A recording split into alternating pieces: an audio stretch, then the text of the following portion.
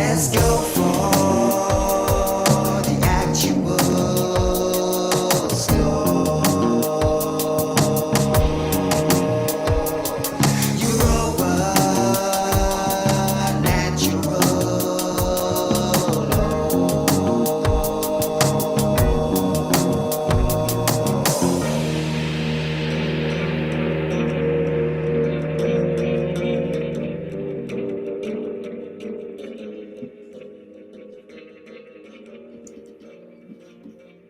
Well, now, we don't have our dear host, Nemo Jones, with us. He's a little under the weather. I'll just take over while we get Yvonne up in the place. And yes, right on time. Right on. Right. And Hold on. rights. That's it. talking I'm in. rights of initiation or just basic human rights, constitutional rights, rights that have been written by man, rights that have been written by God, rights that are human or women's rights or man's rights or animal rights. What does it all mean, and how can we really synthesize and actualize what it really means to be living as a sovereign human being, who understands their rights and all these things. So wanted to get the ball rolling for anyone who wants to start off with possibly the definition of right, what it actually means, and also kind of how people misconstrue what it actually means. And, you hear politicians talk about freedom and rights and all these things, yet how much of it is it like encroached upon or limited and all these things, right? So how right is it? Yeah, but first off, we gotta, let's introduce ourselves, starting with Vuk, where y'all from and all that good stuff. So yeah. Yeah, hi, I'm Wukan Kempfer from Germany.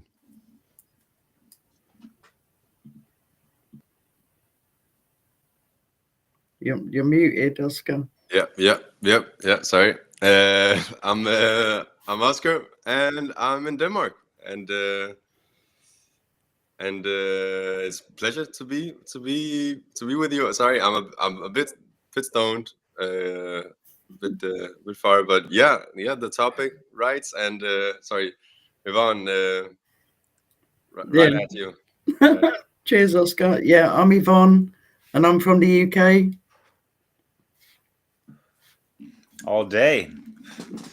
Looking forward to what you got to say. But yeah, I'm out in the Mediterranean Bay, south of France, and Oscar or Vuk, I know y'all are pretty versed on some definitions and language and terms and literacy, etymology. So feel free to inform anyone listening about what is a right exactly, mon ami. Mark defines it as any action that does not do harm to other sentient beings. And I think that's the correct one, the correct definition, because when you just see it from a spiritual perspective, or like mental perspective, if you so will, we are all like part of creation of like our universe, and it's good to be in the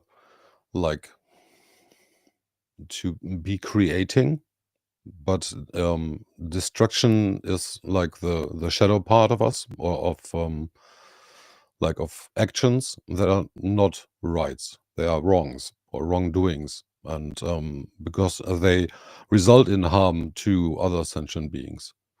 And I think that's very important, really, to be clear on this, because yeah, plants are sentient beings for sure, but they do not feel pain, for example, as animals would do, and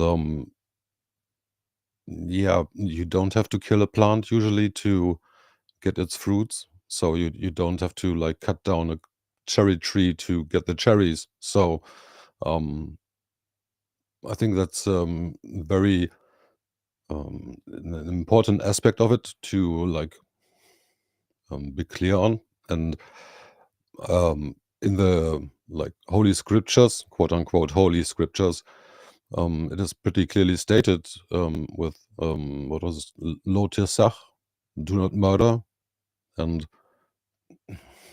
to like kill an animal that is not attacking you is murder in by definition, I think. So it's pretty easy, but from the definition side, and to be like to get it really clear. But the issue is with our society that tries to like blur the lines between things. So if your life is not under threat, do not do any harm to any sentient beings. It's so easy. Or like we all know the golden rule.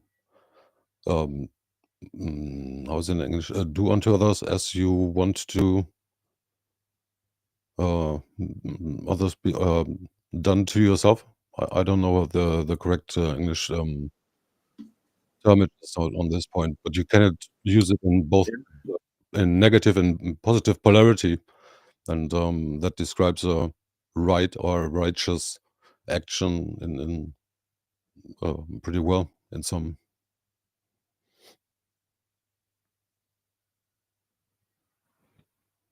Right on.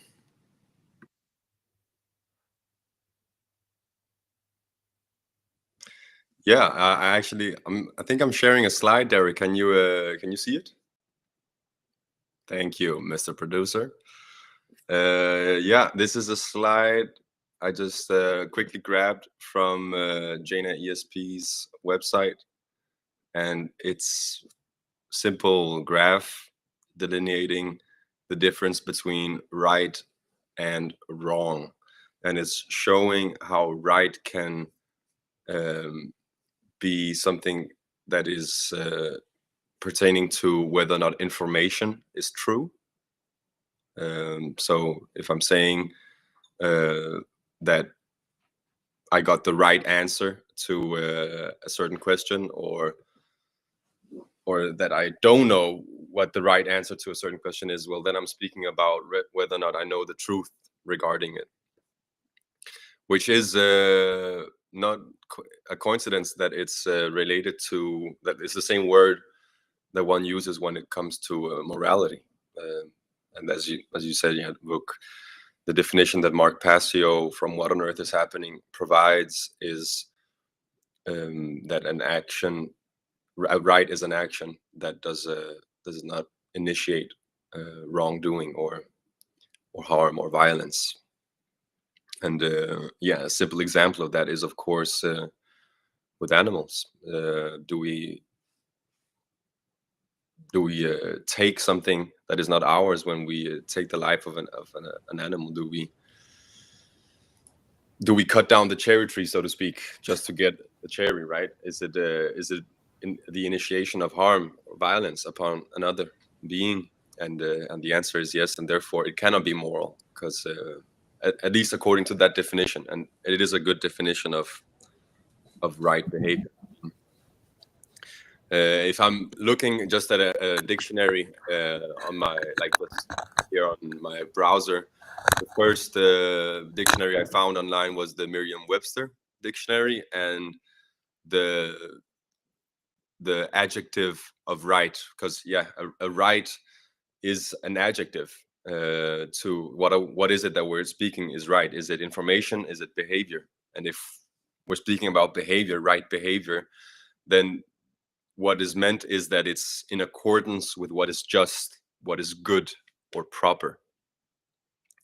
And it's funny that in Danish, the word justice is actually right behavior. Like if you break it down, justice is ret, which means right, and fair, which means behavior. It's actually like to fare, like when you say farewell, or I'm going like on a traveling, it's kind of kind of the same, but also behavior. I don't know. Maybe I'm mixing it a bit up here, but yeah. So I think that's funny that in Danish the word for justice is right in front of your nose. It's right behavior. If you want justice, then you have to behave in a way that is according to what is right, what is moral.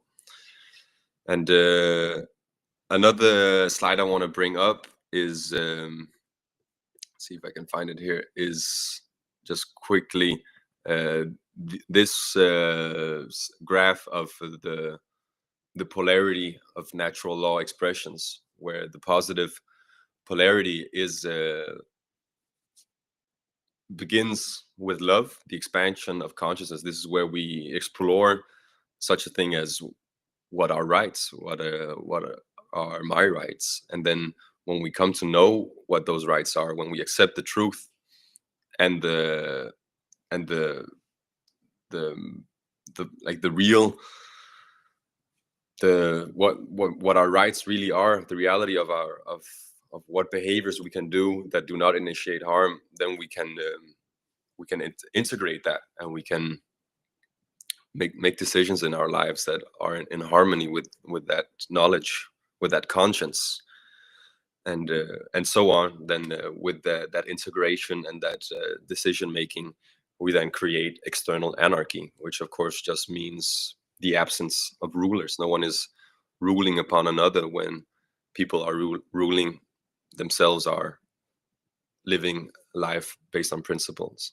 And what else can come out of that than good and order? But yeah, I think it's funny. The word right is really a word that I mean, I would probably imagine that it can be kind of offensive to tell someone they don't know what a right is, but I didn't know what a right was for a long time.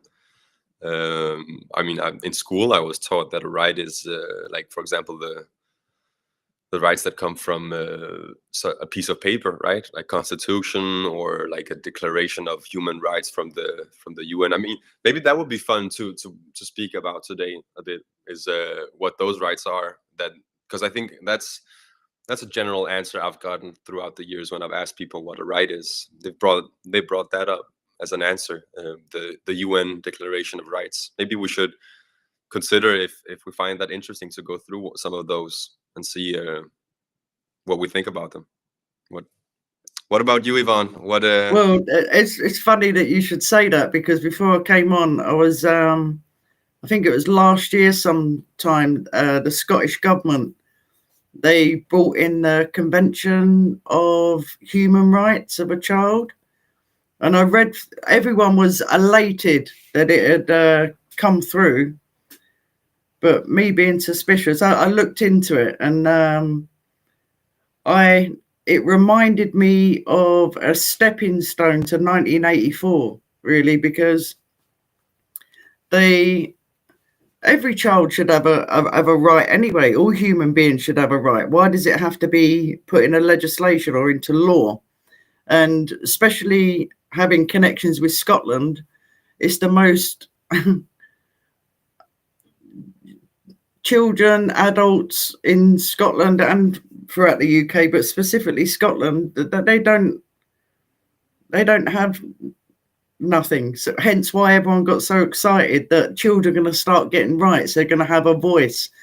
But when you look into these human rights legislations, they're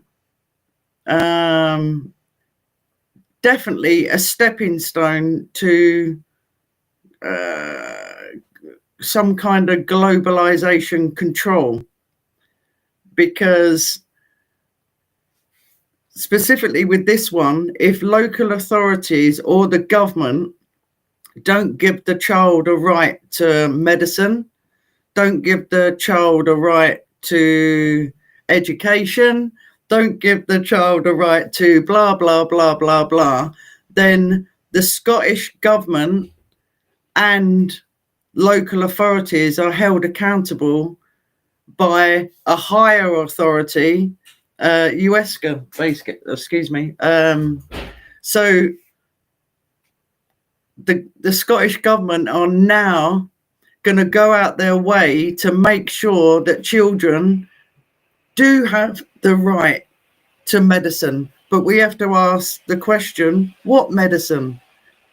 We have to ask the question, what education? And they've got like a 3-year plan ahead of them in which they're training children through the schools of how to ask for their rights, or almost, in my opinion, grass up their parents if they're not fulfilling the rights that the children in the schools have probably been brainwashed for the last couple of years about what their rights are.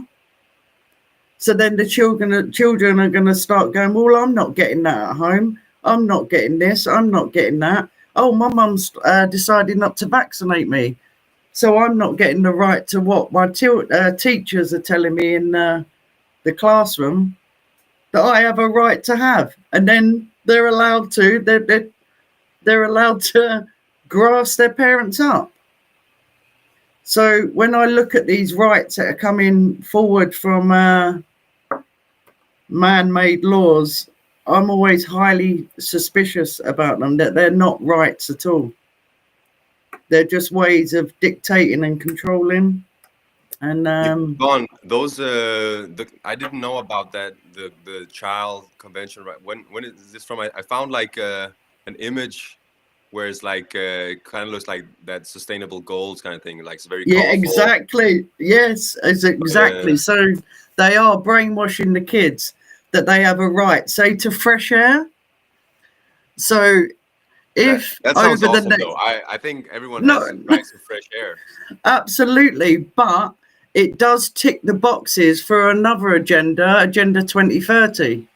So the children in the next generation will be quite happy to be locked down in a 20-minute city because they're now fulfilling the right of the child to have fresh air. I know it all sounds wonderful, but they don't give a fuck about children. Let me tell you another quick story, and then I'll pass it on. I was down at my son's last week, and I don't normally watch telly, but he said, oh, Mum, watch this. So I started watching, I wrote it down, what it's called, 24 Hours in Custody. And this is how much rights children have in this country and probably all the other countries around the world.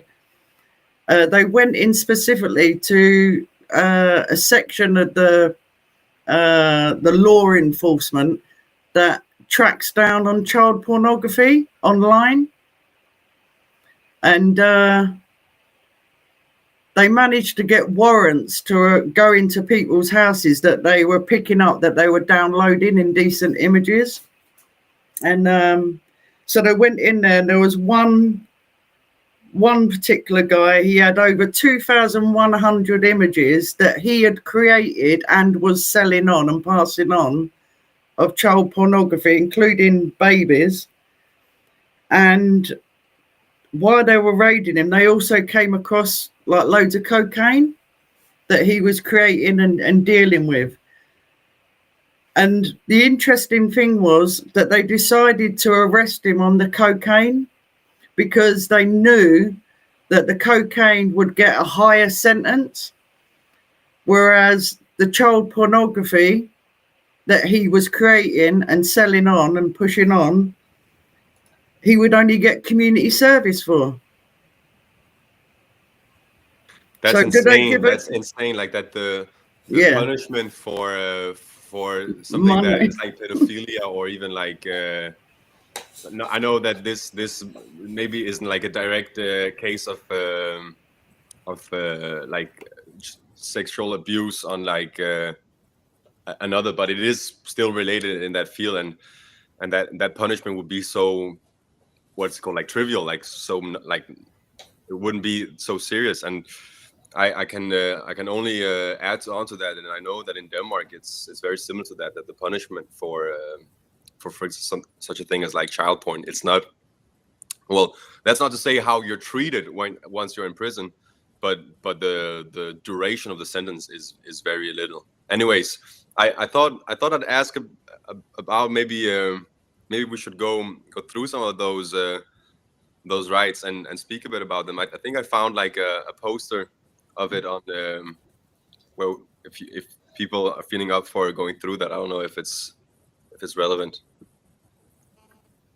It's up to you. Well, yeah, sure, but hold on, because we have Param in the place to be, and he's a French. Sorry, I didn't see you there. Yeah, No, yeah. Neither no. did I from the get, but yeah. Yeah, I'm sorry, having a little problems with the camera. Yeah, no worries. Your voice is equally important regardless, you know. So did you want to share, you know, some thoughts on what anyone else said, or just, you know, anything initially in regards to rights? Yeah, I'll be the ghost for tonight. Ha! Yeah, no worries.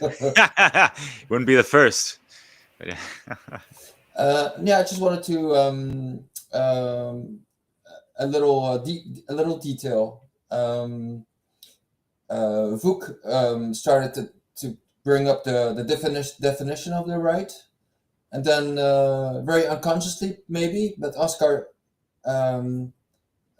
made a little precision, and I think it's really important that there are three words to underline.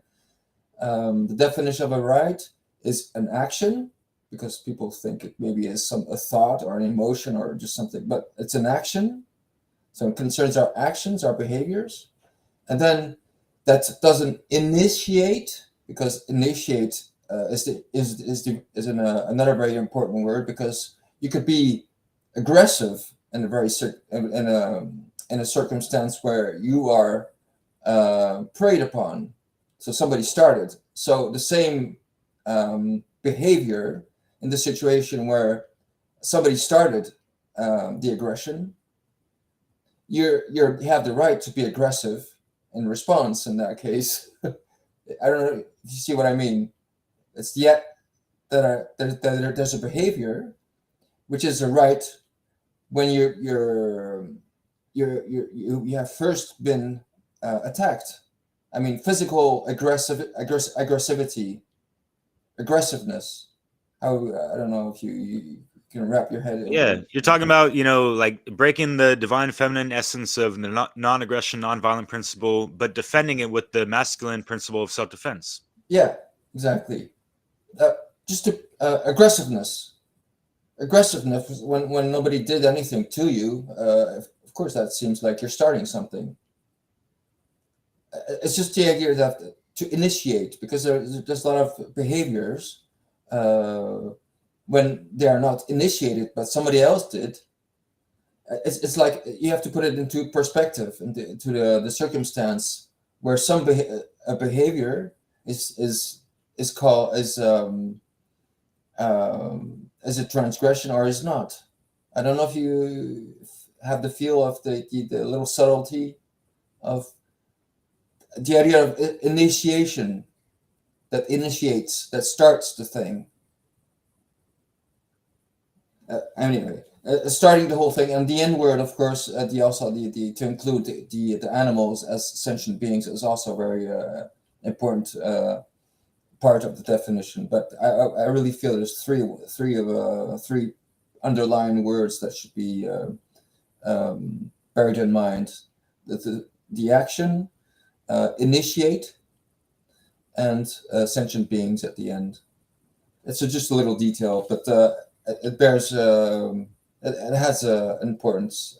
I would stress to initiate, because in the end, if you try to put a situation into perspective, like you have two kids. I think Mark Pastor uses that example. You're like you're washing over a schoolyard, and two kids have been fighting amongst each other, and you come at the end, and you don't know what happened, but one of them is on the floor with a bleeding nose, and they both accuse each other for having starting the fight, to initiate. So, I mean, they've both been aggressive to each other at some point, but who started the fight is the whole issue here. And I think it's a good example for people. Thanks for bringing that up. Yeah, word. It is all about the who initiates something. Exactly. Because it's all about who is in the wrong, and one Exactly. is not in the wrong for stopping something, and one has to use defensive force to stop violence. It's like that old saying, don't start nothing and there won't be nothing. But if someone starts something, you end it. There's space for everyone. Everyone is welcome to be here. It's not like that we're gonna exclude anyone from being on this beautiful planet, but not everything is tolerated, in the sense of not every kind of behavior is gonna be tolerated. If someone acts in a way that is wrong, that behavior must be stopped. It's not about the type of person, it's the type of behavior. Exactly. And I think it's a very good example that you know, like you're surveying a schoolyard, and to take that example, to take that example, like, how would you behave, and what decisions would you make? Would you like just punish both of them, or just let it be, or tell, or really emphasize on the fact that, oh, I really want to know who started it? And if you have, there's maybe one lesson you could give the kids, is maybe that one. I mean, it matters who started it. So they eventually know that if you start shit, you'll you probably end up with a bleeding nose, and the person coming along and that has the decision to put the blame on one of them will decide, oh, well, eventually know that maybe you're probably the one with the bleeding nose, but you started it, and all I can say is you got what you asked for. I think Mark Pastor used that example, but it's really important to have that to bear that in mind. Is that who started it? Because otherwise, I mean, of course, if nobody starts anything, and the primary right to be left alone is respected by everybody, we probably wouldn't need the second person principle of masculine, the sacred masculine principle of self-defense. If nobody starts anything, well, we could just stick to one principle. Right. All right. Okay. I'll have a few more points, but I'll pass on.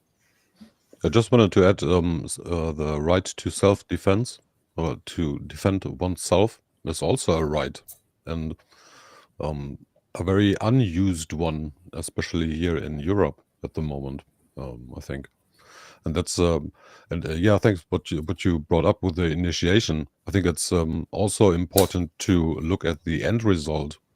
So like for sure it is important who has started it, but there are different forms of like violence, like psychological violence, like insults, oppression, coercion, up to like physical violence. And I think that's important to note that like one leads to another. Usually you when somebody like insults you with a bad joke, or like calls you names or something like that, you do the same to him, and so it like escalates upwards, more or less, until it gets like to physical. But I think that's also really important to look at who started at the very first like points, or at the very first timestamp, if you so will, with the violence, with the insulting, with the like coercion, pressuring, whatever you want to see as like stepping over the line. And I think that empathy is a big key in this, or the lack of it is like very visible in our society, because most of us don't have enough empathy to really like think about when I do this, how will my person on the other side of the table feel about it if I do so? And I think that like a bit more like awareness for the surroundings and for like the people and the beings around you would be very helpful for us all, I guess.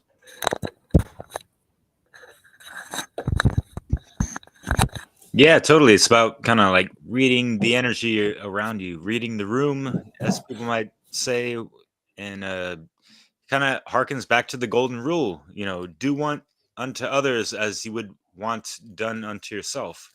Yeah, we have to kind of.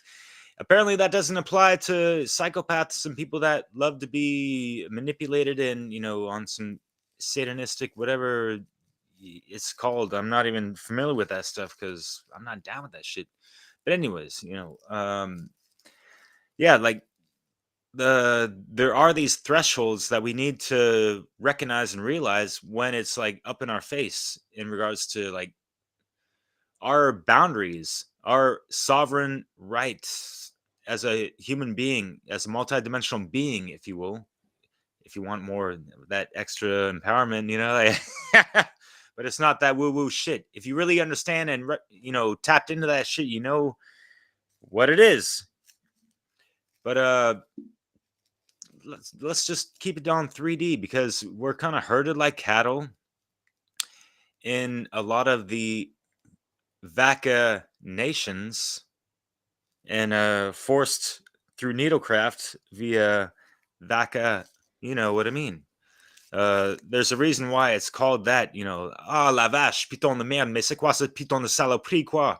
La vache, VACA is cow, and that's where they get the, you know, if look into the history of shit and the fraudulence of the something Jenner. I want to say Edward Jenner, but the forefounder of quaccination, and to impose these mandates is like a man or human being on a date with fucking slavery.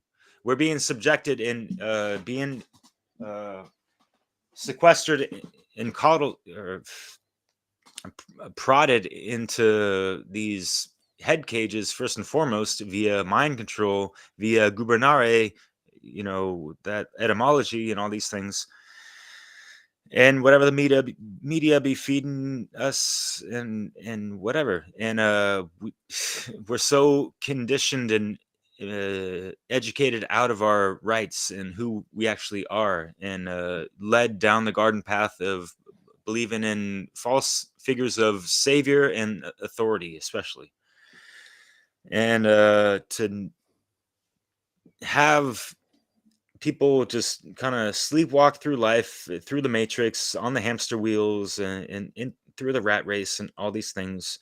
Wow, you're successful, you made money and this and that, yet you haven't really come to much actualization of yourself because you haven't taken the time to properly know yourself. Which means you also haven't taken the time to know your rights. And the fact that isn't happening with a lot of people means that they are easily subjected to all types of manipulation and abuse.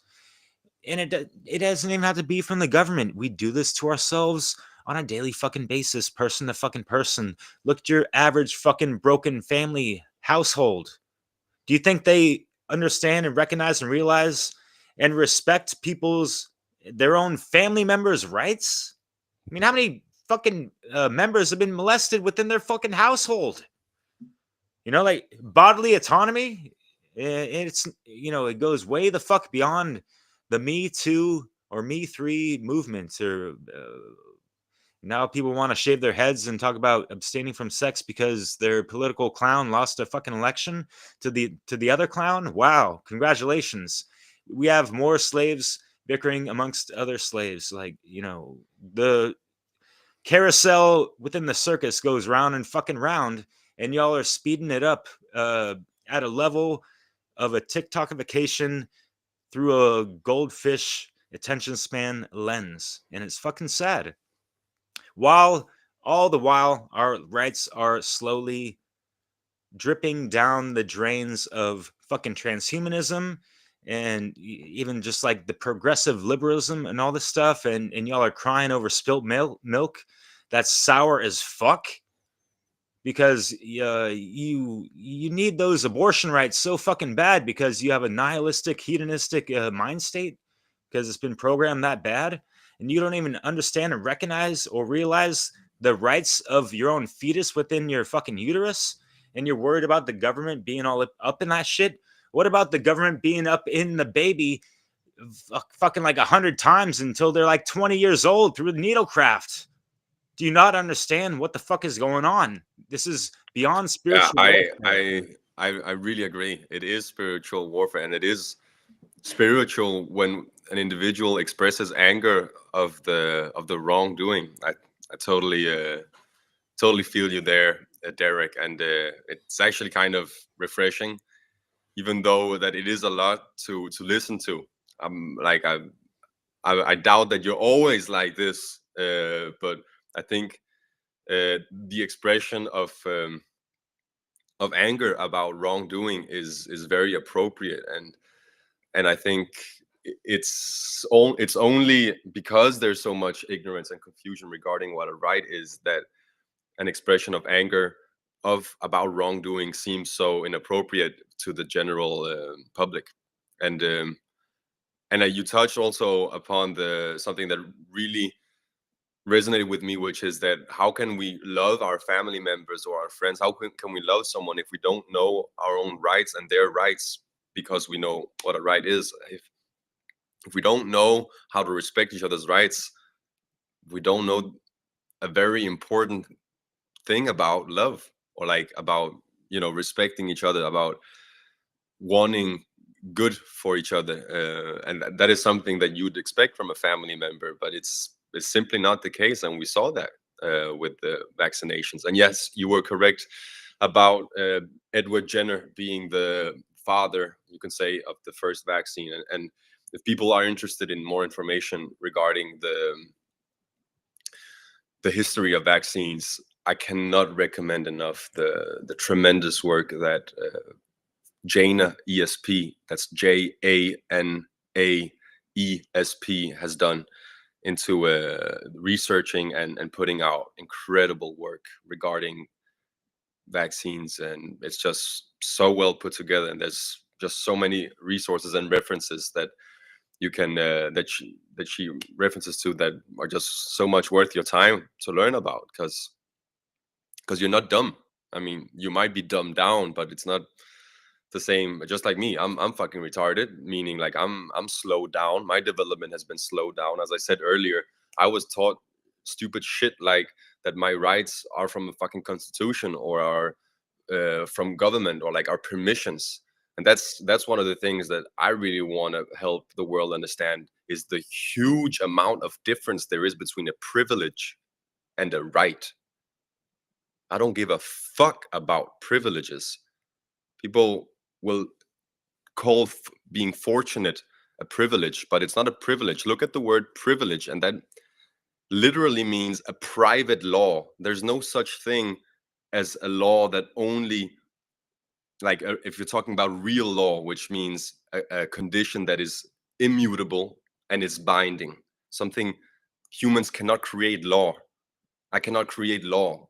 That's something we should understand, is only the creator of the universe has that capacity to create laws. And it's not like the creator of the universe goes around and just making another law next morning. Just, hey, I'll make another law. The laws are simple enough that you can understand them, even though we might not be too quick to discover them.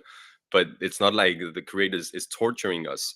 Who is torturing us is ourselves. We're creating all these stupid fucking privileges, but we can't create private laws. We're just making them up in our own minds and then treating them as though they're reality. Thing is, there is no such thing as, in reality, in nature, as a privilege. The only way those can exist is through violence. And yes, again, I'll repeat it. Privilege.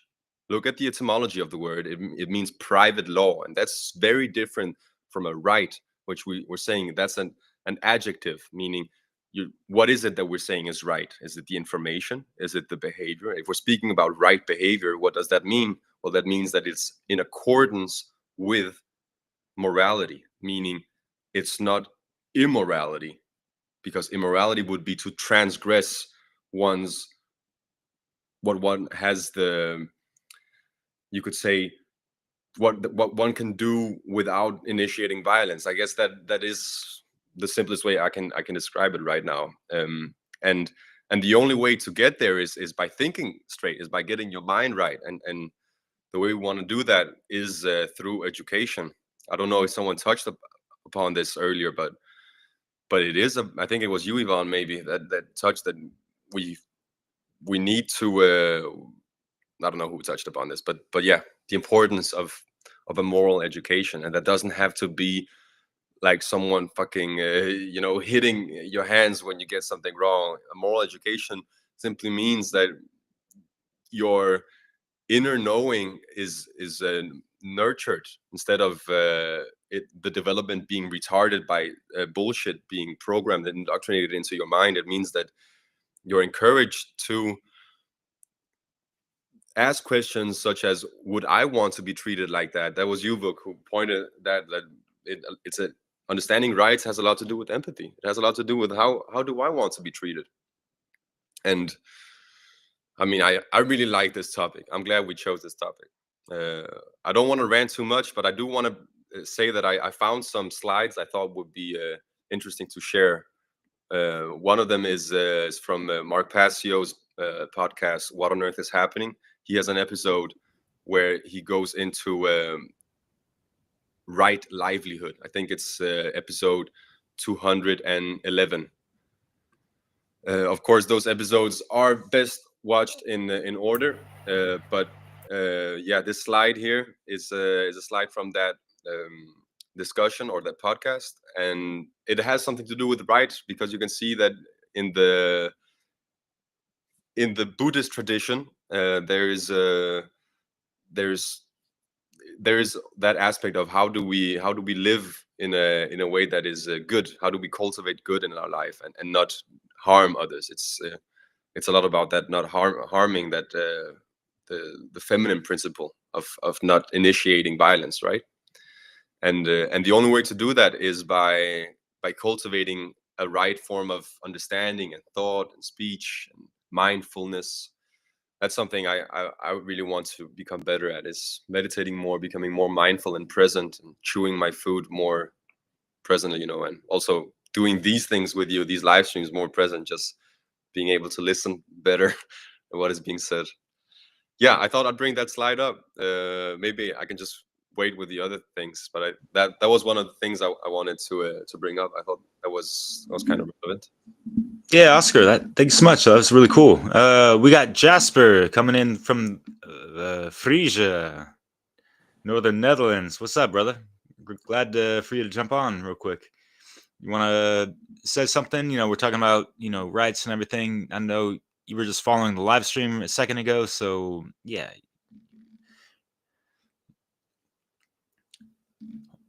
I thought about it yesterday, like, oh yeah, the thing is happening, but because I went out of the group, I didn't really pick up on it much.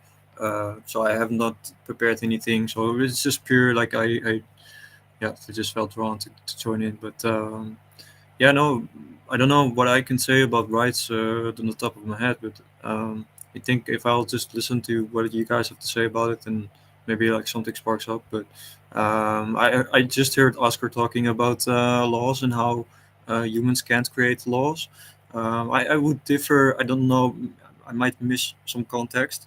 But Frisia, we had like laws that were like written down by the Holy Roman Empire, and these laws, they were like at a certain period, they were written down under a kind of tree, like the Obstaltboom, it's called. It's a place in Germany, and it tells you about the significance of nature. So they symbolically write down the laws under this sacred tree. But these laws there are meant. So this is where I think I might differ from some of you, is that I think laws are necessary to govern people. But it's what is the case in these laws of the Frisian laws, if somebody reads it, which is by the way regional based. Um, if you study them, they always, the punishment is money. And so a lot of conflicts and a lot of things that happen around the world can be settled in that way, because if you get into an hustle with like a struggle with someone, it's often that things just get very vague, and the communication isn't quite clear. So in those moments, it's good to quantify through speech, or like to say, okay, you've harmed me such and such, and I think this amount of money would be sufficient to for me to accept what happened and move on and pay the debts that needs to be paid. But yeah, that's on the top of my head for now, at least what I can say about Frisian laws regarding rights. But yeah, I'm losing my resonance. No, anyway. I think Also- it's great. It's great to have some disagreement, because that is much more interesting than us just all agreeing with each other. So can you go a bit more into what you mean when you say like that laws are necessary to govern? Can you define what you mean with laws in that context? Yeah, so first, like, you have to look at like how are laws set up. So back in the day, and I've shared this in the group as well, there used to be a council, and in this council, everybody could partake. You did have to go to a certain procedure, so you do have to be at a certain age, just like in a lot of countries in the world, like in Greece, for example, in the past, and many Germanic tribes had the same. And it's also Iceland and like a lot of places. They all have this council, and it's called a thing. And in this council, they would make decisions. But I think eventually, I'm not sure about this part, but that they would make laws in the same manner. And these laws that were by the Holy Roman Empire, because it conquered Frisia and like a lot of places, it created laws based upon the regions that it overtook. So these Frisian laws, they were only for the people that lived between the Weser River, which is someplace in Germany, then the southern part, which is somewhere in like top Belgium, like southern Netherlands. Between that region, all of these laws, they would be there. So it's an important point that the laws are also within the climate. So if you're on in another region, there are different laws. And there's like two things that are like strange about these laws that were written down in Frisian language, Frisian law, is that one is that the artists are more protected than regular people. So if you're a craftsman, like you have any craftsmanship, like a carpenter or anything else, whatever, stonemason, or you get more protection within these laws, as well as like women and men, they are treated equally, so they have the same amount of debt that they have to pay, regardless of their um, regardless of their sex. But in most Germanic places, that was not the case. The women actually were protected more than men. So those are two things that outstand out of these laws. But that's at least what I would like. I have not. I have read like quite quickly through the laws, but they all have like certain prices that the person has to pay to settle disagreements. And also, like, if you know, like just to speak a bit more, like Lucy, the Jordan Maxwell, and how it talks about the justice, the legislative power, how that's connected to the bank, and like the bench and the etymology of that. Yeah, so that's also telling like the bank and how the money is distributed is through law. So it also has this financial aspect to it. So that's what, at least speaking historically about it, that's what's being presented. And since I follow to an extent my tradition, I would also look back and say like that's the way to go. But the laws are not meant to be static. They need to change over time if necessary as well, and it's dependent on the climate and what kind of people. So that's really like where. But for me, it sounds like you're speaking about customs, like you're speaking about certain ways of behaving rather than. Wait, well, you said you're alluding, Oscar, to like moral relativism, right? Like this, and Jasper, you're talking about, you know, a time and place or an area or environment. You know, certain laws apply to these things, and like over time they evolve, devolve, whatever the hell, they change. Yet, you know, when this is Europa natural law, and we're talking about, you know, eternal axioms of truth, where these things don't waver to motherfucking nothing, you know, within or outside of this planet, solar system, galaxy, right? So, you know, all the geopolitical stuff aside, I mean, like, it's good to have a lot of context and pretext to these things in the history behind, like, how, you know, from any country, you know, rights were given, you know, differently to men, women, and all these things. And yeah, Yvonne, I'd love to hear what your experience has been in regards to that, possibly, or whatever else is on your mind, because it's your turn and all that shit. Yeah, Derek, so much is on my mind because obviously they're stimulating conversations. One, you brought up the medical profession, that stimulated loads of stuff about the injections or whatever. I could tell you a little story about when my youngest child, he was in school, I took him out of school eventually, but I thought putting him into junior school, you know, like little infant school would be quite nice because they just concentrate on all the basics, reading and writing, etc. But at that time I was a therapist, so when my youngest son was ever ill, I treated him with aromatherapy or homeopathy, and I gave him time off for his body to adjust and heal. And in this country, they've got laws that if you keep your child off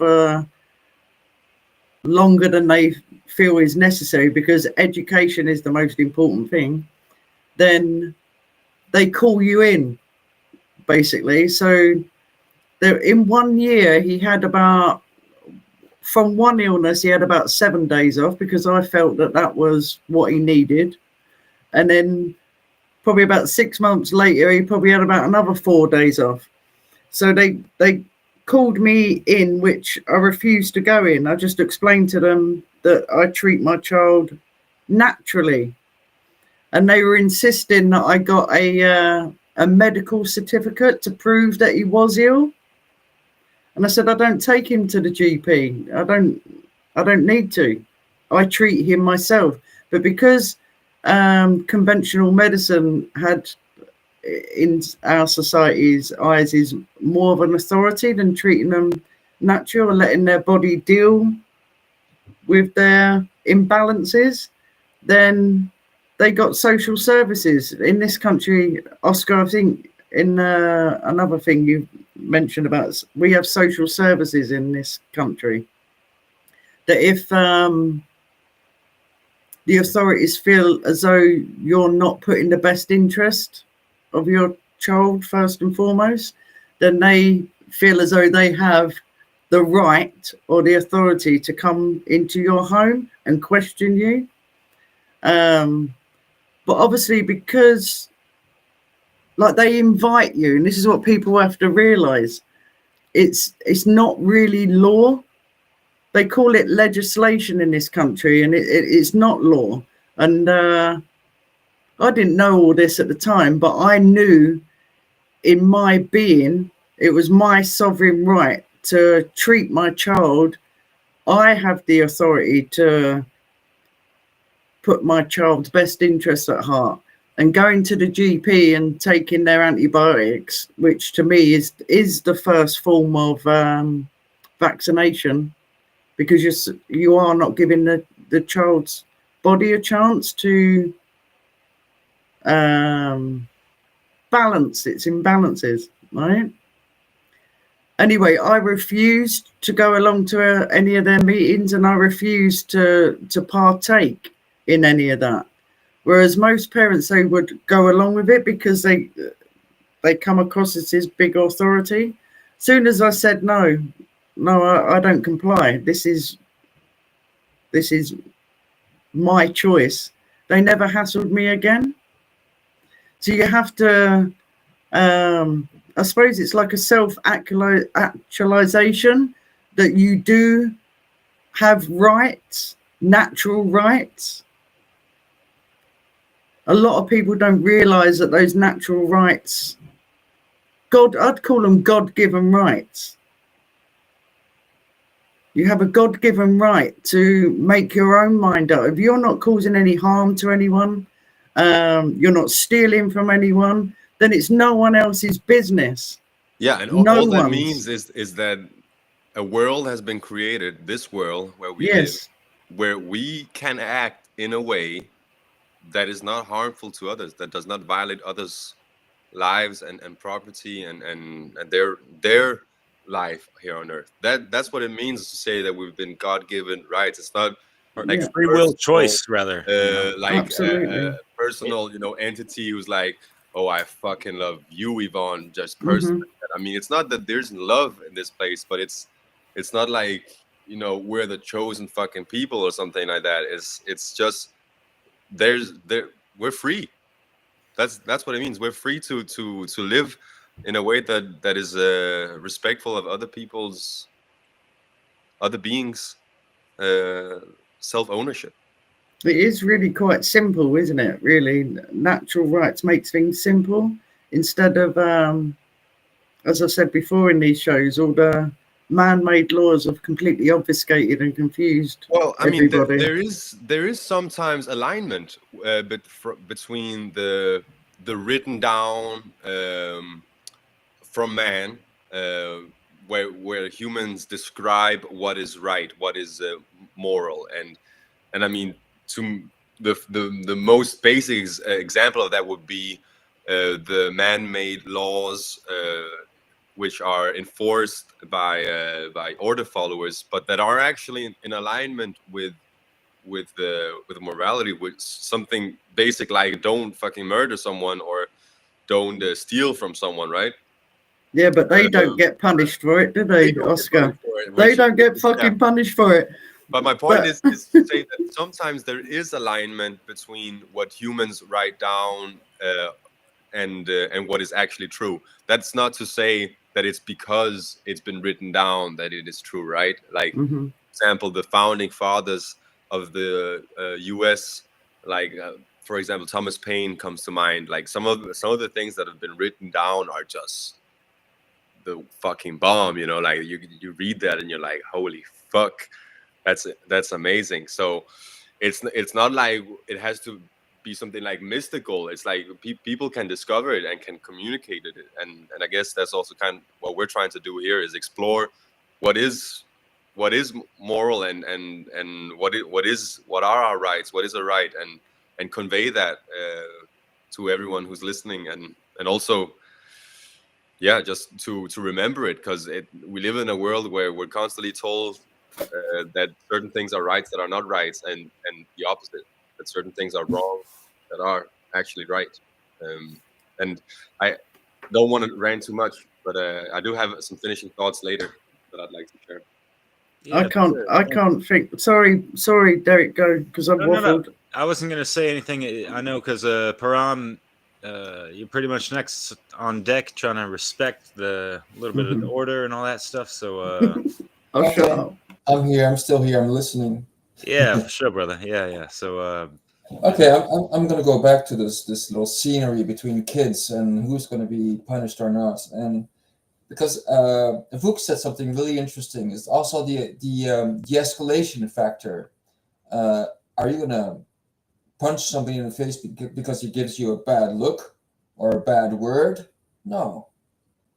And until you have the opportunity to just withdraw and go away, just no, okay, this guy is not somebody you can talk to. I'll just go away. At the moment it becomes physical, he doesn't let you go by physically pushing you back to where you are. Well, then it becomes physical, and he's starting it. You see, you have a sense of what you can eventually say, give a warning. Okay, you keep me here physically 1 minute, 1 second longer, then I'm gonna punch you in the face. You see what I mean? You can't just like, oh, because he started it, because he started insulting my mother and so forth and so forth. Well, okay, just ignore the guy and just leave. But if he doesn't leave you the opportunity to just leave, well, then it becomes physical, because he's holding you back from. That's like the Hulk. The Hulk is, no one wants to leave the Bruce Banner alone, and then he becomes the Hulk. Yeah, but I think the distinction, it's very it's very, very important to keep in mind that you're not just going to punch somebody for a bad look or a bad word. I mean, Latin people maybe get up real quick because of oh, you're insulting my mother, da da da da da da. And then, you know, but as long as you could just avoid getting into a physical confrontation, just go. If he holds you back, I mean, every battle avoided is a battle conquered. And again, with the I don't know if you follow up with what's going on in the world and Ukraine and everything, but they keep on insisting on labeling Russia's unprovoked aggression upon Ukraine. Unprovoked, everywhere, unprovoked, because they want to know that, they want to let people know who started it. Well, and of course, if you don't know your history and you don't know how many UN United Nations bases or NATO bases are creeping all around Russia, of course, and that's a provocation, of course. But you leave if you leave that out of the picture, then you can easily accuse Russia for the unprovoked aggression. Anyway, I just wanted to put that out there. And oh, something very interesting. I don't know if you have that in English, but in France, they're starting to put out the idea of the monopoly use of legitimate violence. If you can see the very dangerous association of words, la violence légitime, legitimate violence. I don't know if that doesn't come as a as something really strange in your head. I mean, that doesn't. It's an oxymoron. Exactly. You know, legitimate violence to violate someone else's rights is never fucking legitimate. So yeah. And the Guardians of Peace, which was the former name, the former name of the police was Gardiens de la Paix, the Guardians of Peace, is now the Force of Order. But they're not using force and legitimate defense, but they're using violence. So, and not to create order, but chaos. So it's really like contradictory here. It's really interesting. Like the play of words can be very dangerous. If you can normalize violence by saying, "Oh, if the police do it, it's the legitimate use of violence, la violence, le monopole de la violence légitime." I mean, and I hear it on and on, and it's interesting because even in French, the word for rape is also viol, and viol, which you spell viole, I think, right? Which is, it's like to violate. So you're violating someone. Yeah, there's no E. That's something that is actually kind of beautiful in the language, that the word violence is telling Sure. you something, that something is you're- being violated. And Boom. what is that? Exactly. Violation, violence, violence, and then Violate. also when you rape, it's also called violer. You rape my rights in a way. You're violating, but it's raping my rights. You would say in French as well. And back to what you were saying, Oscar, it's really true. You can't defend what you cannot define. Meaning, Wow. Yeah. for That's instance, a the lot, rights- dude. Yeah. I've met people who I like like tell your me pause. Sorry. they're gonna work with human rights, and I'm like, oh, Yeah. that's awesome. That's the most cool thing you can do. And then I ask them, what is a right? And they can't answer me. Exactly. And I'm like, okay, well, then I don't think you're qualified to work with it. Yet, it's not that I don't want to encourage you to work with it, but like, if you can't define it, how are you ever then you don't know what it is. How can you how can you defend something you don't even know what is? That's exactly. Thus the importance of words, huh? And in the same way, you can make the parallel. You cannot control the self when you are unable. If you're unable to word or name and that or identify the emotion you are subject to. You see what I mean? If you can't name or label, put a label on the emotion you're going through, you can't control your emotion. If you can't name it, again, you cannot. How can you identify or control? Yeah, exactly. Something you can't even name or define. Again, it's self-control. You can have self-control if you're not and such. If you don't have the vocabulary to name or label, to put a word on the emotion you're going through. If people learn how to identify wrongdoing and also identify defensive force against wrongdoing as a right, we're good. Yeah. That's what it's about. That's good. Look, go back to human rights. One of the first human rights. Let's question whether they're working, these human rights, shall we? One of the first Can you is share my slides, Derek? No one has more rights than someone else. Then are these human rights working? I don't think so. Look around. No one has the right to. Okay, I'll mute myself. I can make it bigger if the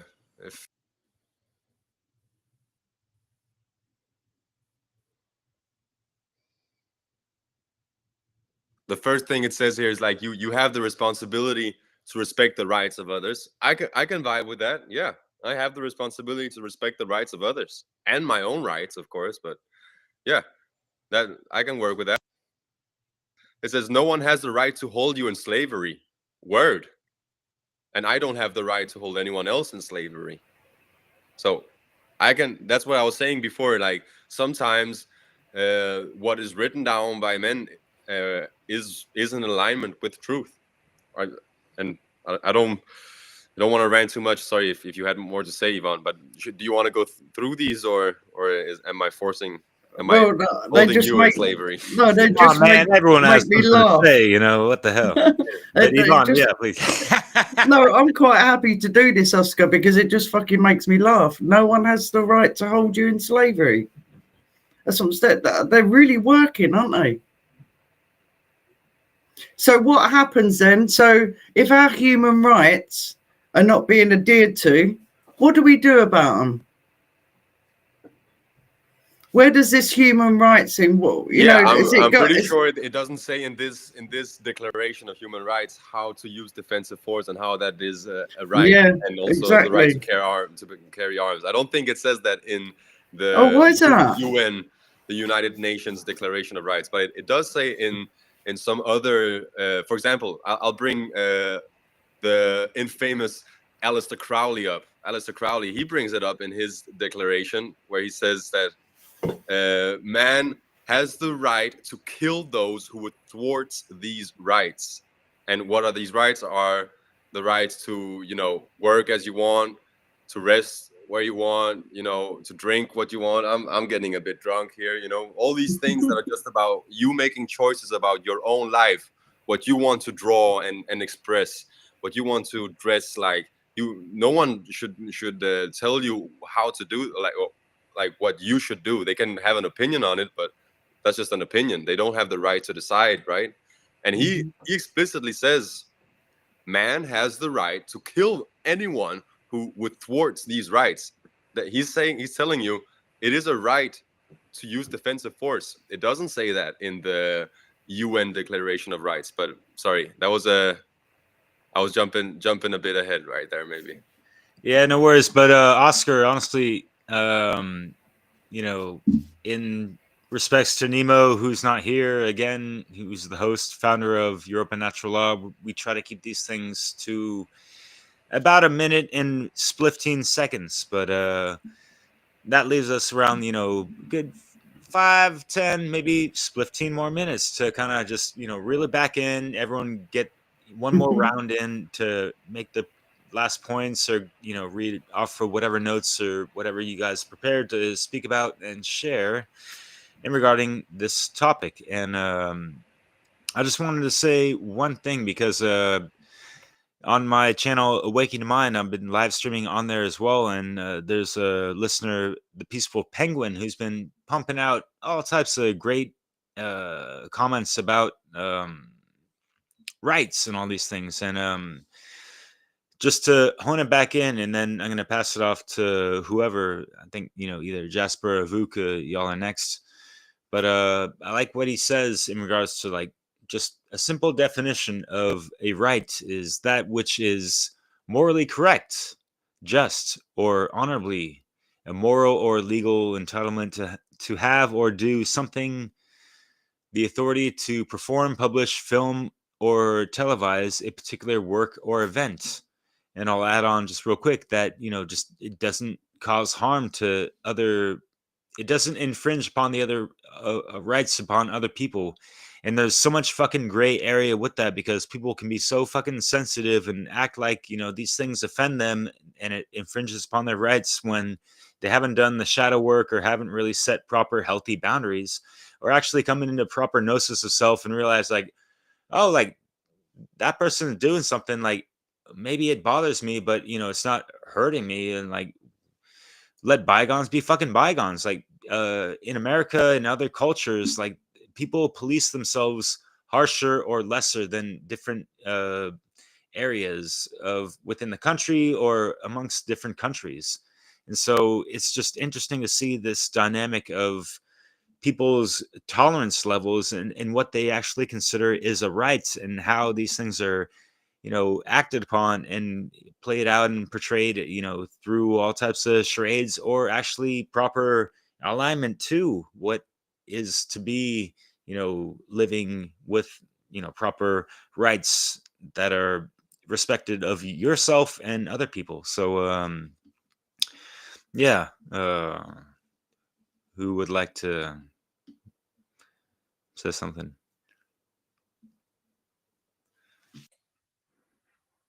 Shall we kick off the final round? I think what Oscar said, that man cannot make laws, is, in my opinion, correct. Because you can write down stuff that is right, that is correct, that is truthful, yes. But like, don't murder, don't do any harm to sentient beings, don't be a dick, don't has to be written down. And in the law of one, it is explained that, like, Team Lightside doesn't care about written words. They just, like, offer you something, and then you, like, if you want it, you just comply, let's say, or go along with them. And Team Darkside wants fixed contracts.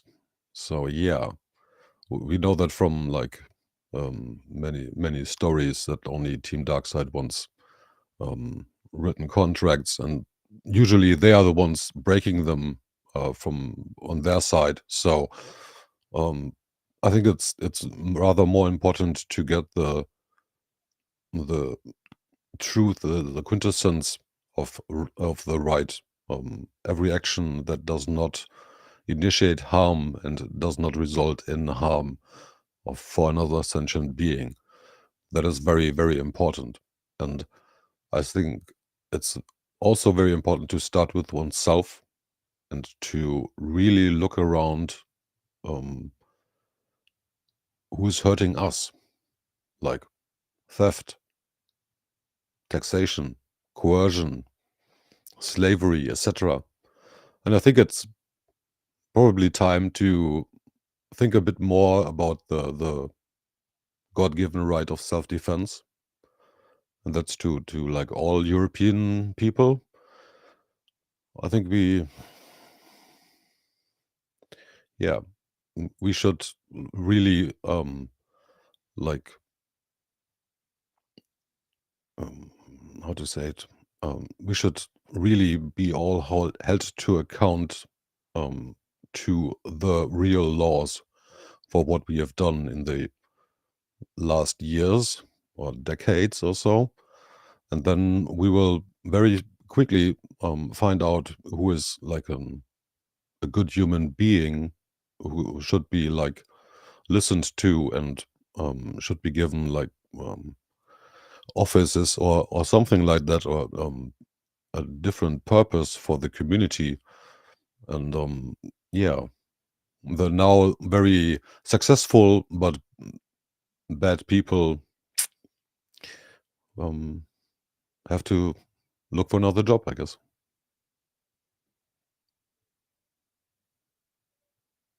Yeah, I couldn't agree more with your book.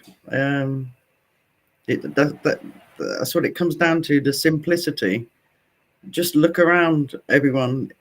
All these man-made laws, do they actually ever produce any justice? Or does natural law produce justice? Because if there is, you know that if you've done wrong to someone, it all comes down to consequence. The consequence may appear straight away, or it may take time, but there is always a consequence to wrongdoing. But these man-made laws, there is no justice. There's none at all. And I can't, and I'm being genuine here, I can't think of any man-made law that stops any crime at all.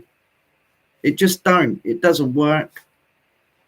There's no crime. Only moral education can do that. No, absolutely. That's what it comes down to, teaching morality. We have to start again and get rid of all these man-made laws, because I was thinking, like in this country, the people that are supposed to uphold these man-made laws, there's not many of them. There's not many of them at all.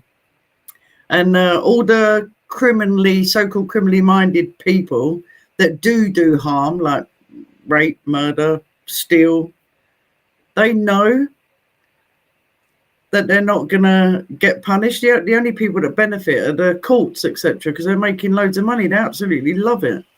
And I was thinking of a little description. So, like, if there was a robber outside my door now, they would probably 9 times out of 10, one, they would never get caught if I rang the police anyway, which I wouldn't. Because there ain't no police around here anyway, there's hardly any. So they would probably get away with it. But if self-defense was allowed in this country and I had a massive gun in my house, I know that if someone was not about to rob my house, they would think twice, because they know that they might get a gun to their head. Whereas if we carry on relying on the authorities that are supposed to be here to protect us, these so-called criminal-minded people, they know they're going to get away with it. So there's no point in it, is there? There's none. So I think self-defense is a good thing to... I know that I wouldn't go out my way to cause anyone any harm. So, yeah, why can't I defend myself? And I think it's the people that are causing harm in this particular country, Oh, let me just tell you one more thing. I come across a magazine today, and it's about hunters. I don't know if you have it in your country. It's about people hunting down foxes, etc. Well, I didn't. Yeah, they hunt them down. They go out. They get great pleasure of just trapping foxes and killing them. And but for years and years and years now, there's been like a group of people in every town. They're called hunt saboteurs, and they actually get together and actually find out where the hunts are happening, and they make sure that the fox is all right, and they stop the hunts. And I was thinking, fucking hell, how many like injustices like are actually going on? That's harm against animals. How much harm is happening with our children? How much harm is happening with poverty? How much harm is happening with other animals in factory farming, etc.? The only real justice that we're going to get is maybe we should get together like these hunt saboteurs and actually go out to the people that we know that they're causing harm. We know that they're causing harm. So I think this is what you're trying to explain. There has to come a time when we actually do take the initiative and take responsibility to stop this harm that's going on with our children and each other. We have to take responsibility. I totally agree. Thank you. I think we should embrace the idea that we can be labeled as dangerous. I mean, in a good way, of course. And then you have to ask yourselves why, for what reason would we be dangerous? And for whom? Because that's the whole thing. Being dangerous is not a bad thing in itself. No, you can, if you're in someone's danger in a way, you can be also in their protection in a way, right? Well, if someone is dangerous with you, that doesn't mean necessarily they're threatening you. It just means they're not to be messed with. You heard that song from Peter Tosh, right? I don't know. But it reminds me also, it's displayed in the series Walking Dead. The first thing that the survivors ask strangers is, how many did you kill? And then they ask, why? And that's it. I think it wraps it up. It's like we have to be dangerous.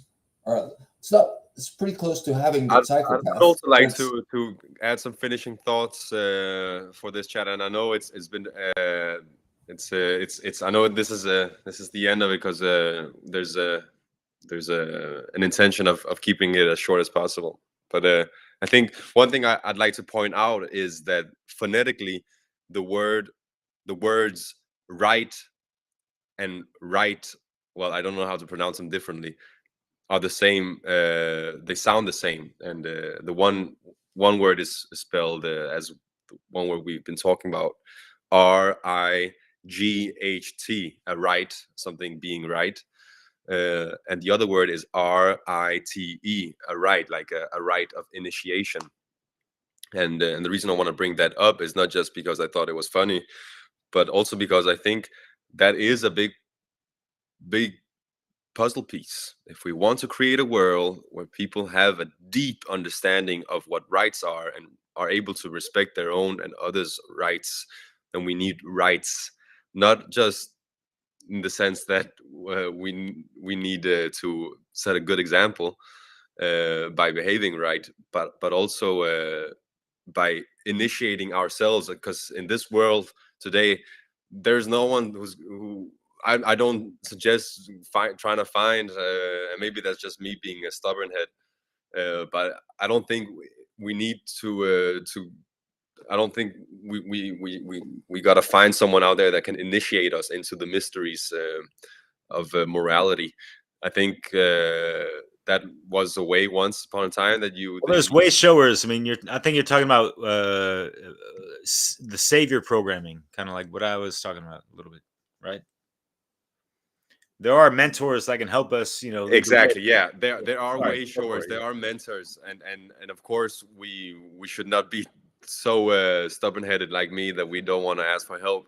There's definitely a big power in doing that. You can get so much more forward by asking for help and by by following someone's example. I think what I meant is that we don't need to like enter into a lodge or try to like become part of a religion or like follow one doctrine very strictly. I think it's about initiating ourselves and going through the rites of initiation in the sense that we challenge ourselves and we dig deep and we look, for example, at the work of infamous people like Aleister Crowley that I was speaking about before when I brought up his book Liber Oz, which is all about rights. Or if we want to look at presentations that are hours long, I mean, there's so many great people who have created content on morality that you can find on the One Great Work network. That has been, a lot of people's work has been collected one place on a website called the One Great Work Network, or onegreatworknetwork.com. And those aren't the only places. I mean, I would initiate myself by reading the works of the founding fathers. There's a lot of ways where we can do the rites, which are like the going through the door and looking at the way showers. But I think if we want someone to hold our hands while doing it, that's difficult to find. There are some people who are willing to do that, but I think today it's very rare to find, and that's not to say we should just give up on doing that. So yeah, you're right, Derek. We shouldn't just say we're all on our own and stuff like that. But it is our own responsibility, I think, to learn these things and yet to set the good example, of course. But first of all, to find out. And I think the reason that I've moved a bit more forward in my life from where I was before is because I wanted to understand, as you were saying, Yvonne, like how can it be that these man-made laws don't create justice? I wanted to understand that, and then that's how I came to learn more about natural law, which actually is justice. It is, we get what we fucking deserve. So I don't need to swear, but we get what we put out there, right? It's like a mirror. You can definitely swear, mon frère. And I know you got that divine care, but Jasper. Yeah. I wanted to answer what you said, Derek, earlier with moral relativism and how Sure. things are like, in the based on climate. So I believe, similar to like the rest, is that not believe I know, but that you know inherently what is right for yourself. Like it's not something that's uniformic, that's for everyone the same. And that might sound more relativistic, but I mean that it is contextual. So you only know what's right for you, not someone else knows that for you. And that is, if you enlarge that, that's also depend on where you live. So what is right is not necessarily right in every context. And yes, you might say that's moral relativism, but it's merely like you're attuning to the situation and saying, making the right decision of what to do. But I spawned this from I'm a KRIS, who speaks about the right and the left hemisphere, and he done like major study on this. But he really like it's like there's the contextual and the analytical side, and the making the right decision depends on using, for the most part, your right brain. So that's what I had to say. That it's not necessarily pure right on levels in the sense of like everywhere it's right. Like I mentioned last time, like here it's right to work on the dikes and protect against the ocean. That's what's right here. But you cannot apply that somewhere in the desert. There in the desert, there's other things, other needs that are right for them. So in that sense, it's in the climate embedded what is right there. So that differs from place to place. But I understand, of course, like principally, yes, there's natural law, and people need to abide to natural law. But I don't see it as the full picture. as well as what I also thought about what the Native Americans, they speak about, instead of like people talking about what their right is, what is their obligation? And with someone that's like, it's your own responsibility. Instead of talking about rights, like, oh, this is my right, and this is my, I have a right to this, I have a right to that.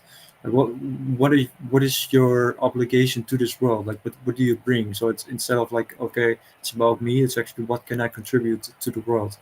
So that's what I have to share about it. I think that's enough for me. Right on, brother. Yeah, thank you. I think that kind of wraps it up. But yeah, I feel you, and like, yeah, Jasper, that's definitely what's up, and that's taking it a step further. And I feel like we need to really know ourselves more to get to that point of actualizing our value, and what our cultivated skill sets are, and what we're continuously refining towards any kind of betterment of self, and that ripples out towards what we're working on and what we're helping with, and whatever job you're in, and yada yada, whether it be for the monetary rat race, whatever the hell. Like, yeah, people are kind of stuck in the matrix, whatever the fuck. We're trying to help people and provide some kind of bridge to at least get in and out of that motherfucker until you're able to sustain on your own, if that's even possible. If not, like, for fuck's sake, like, we just need people on the side and within the priorities of true sovereignty and protecting and defending our sovereign God-given rights, if you will, right? And not to be biblical or religious with that term of God. Mais oui, mon ami. But yeah, geez, Oscar, you you definitely said exactly what I was trying to conclude with, and we'll just kind of end it on this, and then we'll say. Oh, peace. I stole your joke. Fuck me. No, Fuck it's not a me. joke, but Stole your punchline. no, not at all. It's great. We're on the same wavelength with these things, and just understanding the linguistics behind, in the phonetics, right? Because we do have to come across, these rites of passages to understand ourselves, to really write the book of life that is ourselves, and be the true authors or authority of that, right? And not let exterior false figures of authority dictate what our rights are or are not. And I love what Peaceful Penguin was Yeah, alluding very to cool. in a lot of Those are things some great in the questions chat. that Yeah, you've yeah. been And writing. so going back to Mark Passio's work, I mean, just look back at the Natural Law Seminar. It takes 9 hours to watch, and then it takes a fuck ton of extra hours, days, years, however long it takes to integrate these things to come to the proper inner grammar of embodying what it means to understand what your rights are, what the rights are of everyone. We recognize this within ourselves, as above, so below. We can see that within other people. That way, we respect other people's things and this and that. So, with that said, if anyone has any last 5-second little thing, feel free. If not, Yeah, that's all I got. I would like to. Yeah, bro. I would really need further examples of situations in which a right that is applied now would apply differently in another space, location, or in time, different time.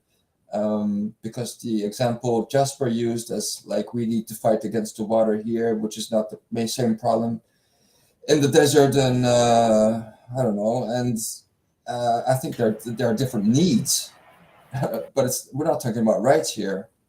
So I think I don't know if Jasper, you've been through the natural law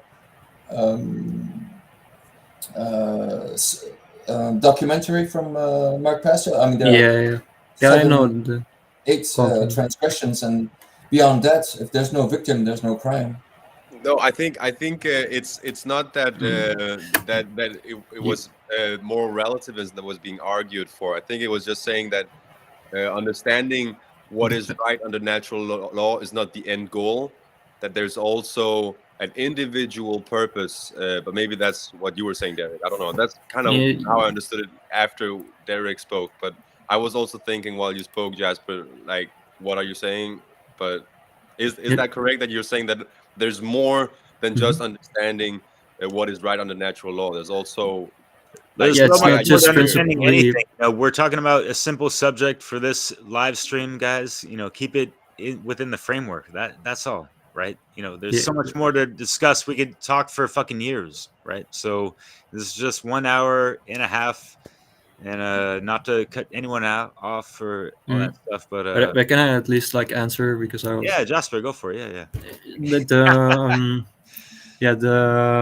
The context definitely like is more like individual, and like 30 seconds if you can, please. Yeah, like, sure. But it's the done. one example, I'll just name one example. Like if you're with children, for example, if you work as a teacher, you're working within a different context than when you're with adults. That's already like a simple one. So you need to address children differently than you have to address people that are at a mature level. So like I've worked as a teacher assistant in the past, and when I worked there with children, I've made many mistakes, and if I made one of those mistakes with an adult, it wouldn't be as severe. But because it's so fundamental to their growth, it has a much larger effect. So for me to be in that situation, I need to be more aware than when I'm in with my friends, which I knew for quite a long time, and we've well settled with each other. I can speak quite openly, and I can be rude. I can be much more loosely than when I speak with children that I barely know. Like that's another, like, instead of a climate, that will be a different context through age, but you can vary it with like being in the desert with children, or being mature in like near the ocean. So that's putting it together. But I don't know. I just some raw thoughts to put on. I don't know what, but I mean, we're talking about rights, and I get what you're saying with, you know, respecting people's rights and in their boundaries and their sensibilities. This is kind of like a subject of what we're talking about. But concluding thoughts, like, yeah, what is that's right? all. Like, thank you so much for tuning in. I gotta cut it off because like it's just going on. Goodbye. Thank you so much for listening. Let's pursue the conversation later. Yeah, Jasper, that's nothing against you, man. Appreciate it, brother. Yeah, if people want to join us in the after chat, feel free to join. Exactly. The Telegram group. It's called Europa Natural Law. Here's the QR code. You can scan and you can find it. And have a chat with us more about the topic and other thoughts. Thanks for being the host, Derek. And yeah, you see what happens when Nemo's not here, guys? Like, shit, man. Like, sacre bleu, piton de merde, mais c'est quoi ça? Ça part dans le bordel. What the hell? I hope everyone is doing well. Peace out, y'all.